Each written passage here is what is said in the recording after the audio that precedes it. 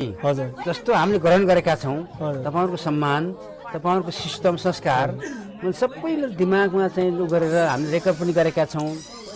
अनि हामीले प्रत्यक्ष लिने कुरा लिएका पनि छौँ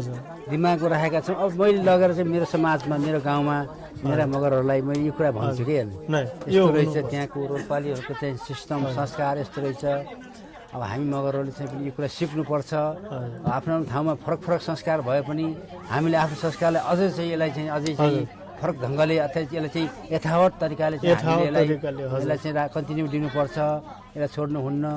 भन्न सक्छु नि त मैले पनि जस्तो तपाईँहरूको समाजमा यहाँदेखि यसमा केही न केही त हजुरलाई गलत पनि लाग्यो होला यो सही हो गलत लागेको छैन तर यो चिजहरूलाई चाहिँ हाम्रो संस्कार संस्कृतिको उसमा चाहिँ राखेर हेर्नुभयो भने यो सत्य हो किनभने हामी मगर हो मगरको यो चिज सबै हुन्छ मगरले कोही पनि ठाउँमा हजुरले भान्जा हेर्नुभयो होला मगरले कोही पनि ठाउँमा मन्दिर मस्जिदमा गएर पूजा त गर्दैन हामी भनेको एकदम प्राकृतिक ओरिजिनल ढुङ्गा र माटो पुज्ने मान्छेहरू ठुलो रुख होइन ठुलो ढुङ्गा यसरी पुज्ने मान्छेहरू हो नि यो चिजलाई मैले जहिले पनि के भन्छ मैले जहिले पनि एकदम मनदेखि ल्याएर सबै मान्छेलाई सम्झाउने कोसिस गर्छु तर हुन्न प्रभु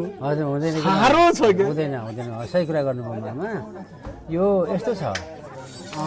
एउटा कारण है मामा यो कारण मैले पत्ता लाग्छु फेरि यो चाहिँ मकै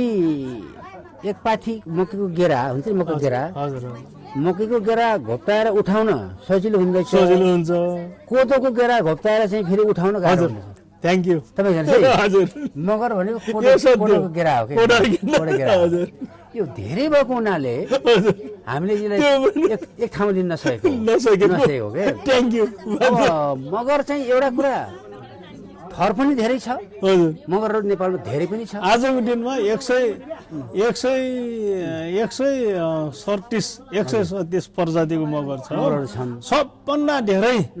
प्रजाति भएको मगर हो तर मगर जातिलाई चाहिँ एक ठाउँमा ल्याउनलाई